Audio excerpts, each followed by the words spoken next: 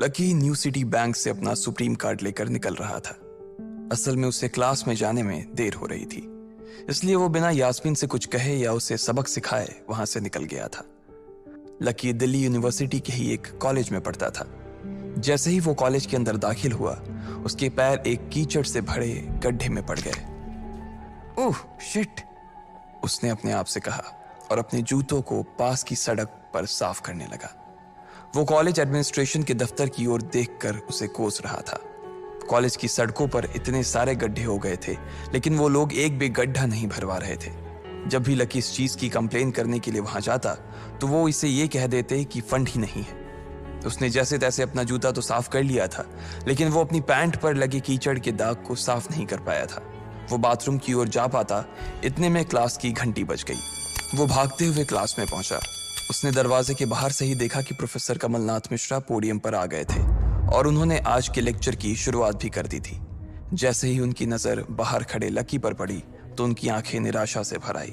इधर लकी का सिर भी शर्म से झुक गया था और उसे अंदर ही अंदर बुरा लग रहा था।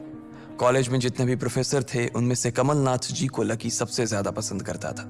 बाकी प्रोफेसर ये बात जानते थे कि लकी पढ़ाई के साथ साथ जॉब भी करता था, इसलिए उसका पढ़ाई में ध्यान नहीं था।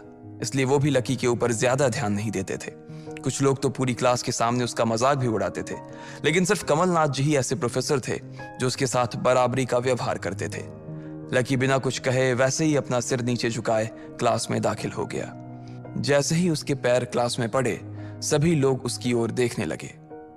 अबे ये फटीचर कब से लेट आने लगा? सूरज पश्चिम से उग सकता है, लेकिन ये कभी लेट नहीं हो सकता। आज क्या हो गया इसे? एक लड़के ने लकी को चढ़ाते हुए कहा। अबे यार, इसकी पैंट तो देख, कितनी गंदी है। भाई क्लास में लड़कियां भी होती हैं, कम से कम कपड़े तो ढंग से पहन के आ यार। दूसरे लड़के ने कहा और उसकी ये बात सुनकर उसके पास बैठी लड़की हंस दी और बोली, अरे कहां से पहन कर आता?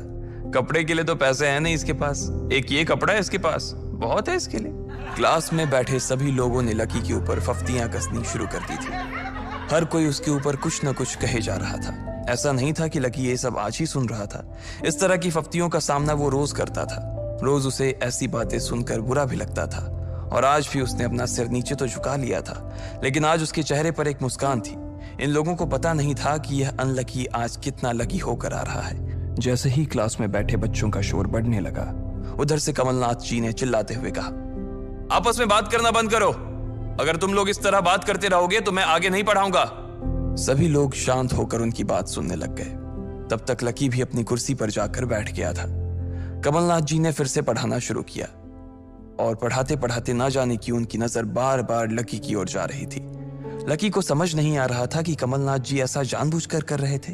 उनकी आंखों को देखकर ऐसा लग रहा था कि उनमें लकी के लिए ढेर सारा गुस्सा भरा हुआ था। उसे ऐसा लग रहा था कि शायद वो अपने प्रोफेसर की उम्मीदों पर खरा नहीं उतर रहा था। थोड़ी ही देर में कमलनाथ जी की क्लास खत्म हो गई। बच्चों, आज की क्लास यही खत्म होती है।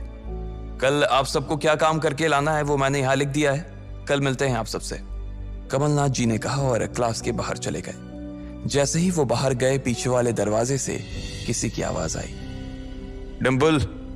जैसे ही वो आवाज सबके कानों में पड़ी, सब लोग क्लास के पीछे वाले दरवाजे की ओर देखने लगे। वहां कोई और नहीं बल्कि डिंपल का नया बॉयफ्रेंड राहुल खड़ा था। ये लोग राहुल को अच्छी तरह से जानते थे। राहुल ने दरवाजे से झांक कर देखा तो वहां कोई नहीं था। वो धीरे धीरे कमरे में दाखिल हुआ और सीधा डिंपल के पास चला गया। डिंपल खिड़की के पास बैठी हुई थी। जैसे ही राहुल उसके पास पहुंचा, डिंपल ने अपने हाथ उसकी गर्दन में किसी हार की तरह डाल दिए और उसकी बाहों में झूम उठी। उधर राहुल ने भी डिंपल को सबके सामने चूम लिया था। ये नजारा देखते ही सबकी नजरें लकी के ऊपर जा टिकी। सबको अभी तक तो यही पता था कि डिंपल लकी की गर्लफ्रेंड है। किसी को इस बात की खबर नहीं थी कि उन दोनों का ब्रेकअप हो गया था। डिंपल को राहुल की बाहों में देखकर लकी के तन बदन में आग तो लग गई थी, लेकिन फिर भी वो शांत होकर वहीं बैठा हुआ था और उसने अपने गुस्से पर काबू कर लिया था। अरे भाई लकी, क्या हो रहा है ये सब? डिंपल राहुल के साथ कैसे? उसके एक दोस्त ने आकर लकी से कहा। होने देना यार, जो हो रहा है छोड़ना, लकी ने कहा। उसका इस बारे में किसी से बात करने का कोई मन नहीं हो रहा था। अरे भाई, तुझे पता है वो राहुल कितना चालू आदमी है?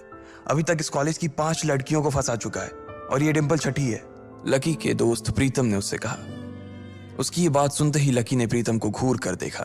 प्रीतम को लगा कि लकी को उसकी बात का बुरा लगा था, लेकिन अगले ही पल वो उसे देखकर मुस्कुराया और बोला, कोई बात नहीं भाई, सबकी अपनी अपनी लाइफ है। ये कहकर लकी डिंपल की ओर देखने लगा, जो कि राहुल की बाहों में इतरा रही थी। वो जानती नहीं थी कि लकी चाहता तो यहीं खड़े खड़े राहुल और उसके पिता को उनके कारोबार समेत खरीद सकता था। उधर जैसे ही राहुल और डिंपल की नजर भी लकी पर पड़ी तो वो जानबूझकर उसे छेड़ने के लिए उसके सामने से गुजरने लगे। अच्छा लकी, सुनना जरा।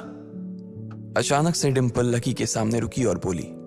उसने अभी भी राहुल की कमर में अपना एक हाथ डाल रखा था। फिर उसने अपने दूसरे हाथ से अपना मोबाइल निकाला और उसका कवर खोलकर लकी के मुंह पर फेंक दिया और बोली, अब क्योंकि मैं तुम्हारे साथ नहीं हूं, इसलिए मुझे तुम्हारे इस बेकार से कवर की कोई जरूरत नहीं है। इसे तुम अपने पास रख सकते हो। लकी ने उससे कुछ नहीं कहा और नीचे गिरा वो कवर उठाकर अपनी टेबल पर रख दिया। बेबी, इसने तुम्हें कवर गिफ्ट किया? कवर कौन गिफ्ट में देता है भाई? राहुल ने उसके सामने ही डिंपल से कहा। राहुल लकी को नीचा दिखाने का एक भी मौका अपने हाथ से जाने नहीं देना चाहता था। लकी अंदर ही अंदर मुस्कुरा रहा था। डिंपल ने राहुल की ओर देखा और बोली, बेबी, बात यह है कि जिसकी मोबाइल खरीद कर गिफ्ट करने की औकात नहीं होगी, वो सिर्फ कवर ही तो गिफ्ट कर सकता है ना, और क्या। कोई बात नहीं बेबी, मैं आज ही तुम्हें एक नया फोन दिलवाता हूँ। आ जाओ, चलते हैं कनॉट प्लेस और वहां से लाते हैं बेबी के लिए एक नया फोन, राहुल ने कहा। लकी का मन तो यही कर रहा था कि वो जोर से राहुल के ऊपर हंसे, लेकिन उसने अपनी हंसी को रोक लिया था। हाँ बेबी, हमने एक पहले नया फोन खरीदेंगे और फिर उस फोन की पार्टी भी करेंगे, और उसके बाद आज, डिंपल ने कहा और राहुल के चेहरे पर उंगलियां फिराने लगी। राहुल भी और लकी भी उसके इशारे को समझ गए थे। लकी जानता था कि ये सब सिर्फ उसे चिढ़ाने के लिए वो कर रही थी, लेकिन लकी को खुद के लिए नहीं बल्कि डिंपल के लिए बुरा लग रहा था। वो मन ही मन ये सोच रहा था कि अगर डिंपल बस थोड़ा सा और इंतजार कर लेती तो आज लकी उसके लिए फोन की पूरी दुकान खरीद कर रख देता। भाई, ये सब क्या हो रहा है? तेरे सामने ये सब हो रहा है और तू बस मुस्कुराया जा रहा है। गुस्सा नहीं आ रहा तुझे? प्रीतम ने लकी से पूछा। नहीं यार, जो हो रहा है अच्छा ही हो रहा है। जो होता है वो भी अच्छे के लिए होता है, इसलिए चिल यार, छोड़, लकी ने कहा और फिर राहुल और डिंपल की ओर देखने लगा। अब उन दोनों की नजर लकी के मुस्कुराते हुए चेहरे पर पड़ी तो वो अंदर से भवक गए। दोनों की दोनों ही ये सब सिर्फ और सिर्फ लकी को जलाने के लिए कर रहे थे, लेकिन वो तो ऐसे बैठा था जैसे उसका और डिंपल का कोई रिश्ता ही नहीं था। जब अपनी इस बातों का लकी के ऊपर कोई असर होता नहीं दिखा तो डिंपल राहुल से बोली, बेबी चलो यहां से। बेबी नहीं बेबी, हबी। आज से तुम मुझे हबी बोलोगी और मैं तुम्हें बोलूंगा मेरी प्यारी वाइफी, राहुल ने कहा और लकी के सामने ही डिंपल को चूम लिया। ये देखते ही लकी थोड़ा सा जल्द भुन तो गया और उसका जवाब भी वो राहुल को देना चाहता था, इसलिए उसने कहा, डिंपल ये सब क्यों कर रही हो तुम? क्या दिखाना चाहती हो इससे? लकी को डिंपल का ऐसा रूप देखकर उसी के लिए बुरा लग रहा था। राहुल की किसी बात का तो लकी के ऊपर कोई असर ही नहीं हुआ, लेकिन लकी की इस बात का राहुल को जरूर बुरा लग गया था। उसने गुस्से से अपनी नाक फुलाते हुए कहा, ओए फटीचर, ज्यादा बकवास करने की जरूरत नहीं है। आज के बाद अगर तूने मेरी डिंपल के बारे में कुछ कहा या उसकी तरफ आंख उठाकर भी देखा ना तो मैं राजपथ पर तेरी परेड करवा दूंगा। रहने दे भाई, उसकी जरूरत नहीं पड़ेगी। मैं खराब चीज ना तो देखता हूँ और ना ही उसके बारे में बात करता हूँ, लकी ने कहा और फिर से प्रीतम की ओर देखकर हंसने लगा। जिस तरह से लकी आज राहुल के मुंह पर जवाब फेंक कर मार रहा था, प्रीतम को तो विश्वास ही नहीं हो रहा था कि ये वही लकी है जो उसका दोस्त हुआ करता था। उधर राहुल उसका जवाब सुनकर गुस्से से लबरेज हो रहा था। वो लकी को सबक सिखाने के लिए अपना घूंसा तान कर उसकी दिशा में बढ़ा ही रहा था कि इतना ही में पीछे से एक लड़की की आवाज आई, डिंपल। सब लोगों ने फिर से उस आवाज की ओर देखा।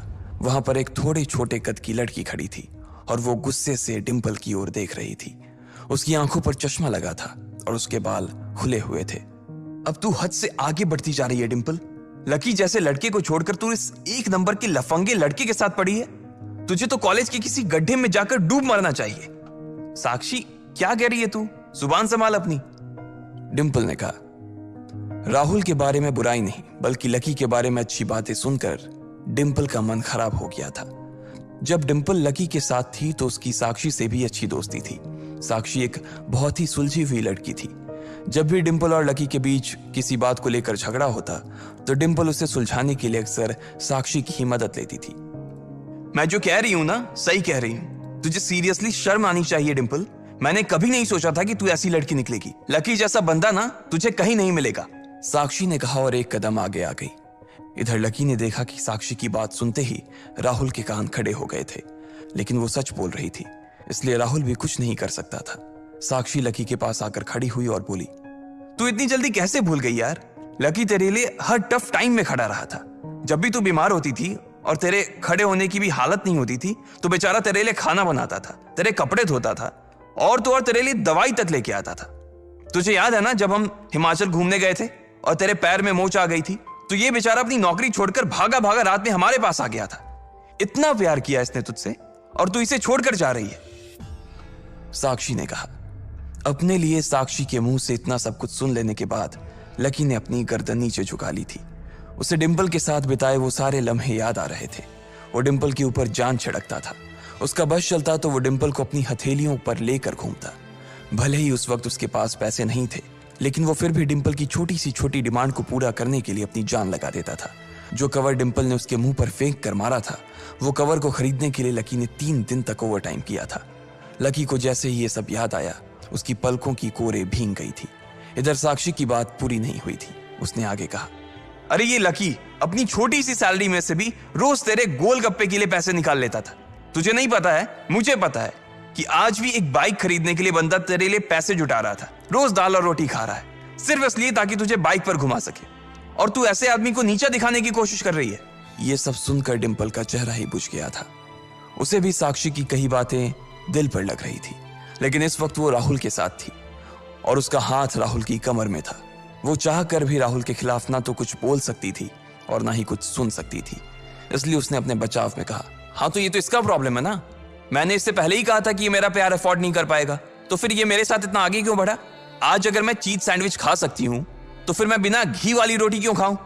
लकी डिंपल की ये बात सब सुन रहा था और उससे पहले कि वो कुछ जवाब देता, अचानक ही उसका फोन बज उठा। उसने मोबाइल निकाल कर देखा तो पाया कि किसी अनजान नंबर से उसे फोन आया था। साक्षी और डिंपल के बीच हो रही बहस के बीच ही लकी फोन उठाने के लिए वहां से निकल गया। देखा कितनी बदतमीजी से उठ के चला गया, चलो अभी। डिंपल ने राहुल के हाथ को कसकर पकड़ा और निकल गई। इधर फोन पर लकी कुछ बोलता उससे पहले ही दूसरी तरफ से आवाज आई, बहुत हो गया लक्ष्मण, अब बस घर आ जा जल्दी से।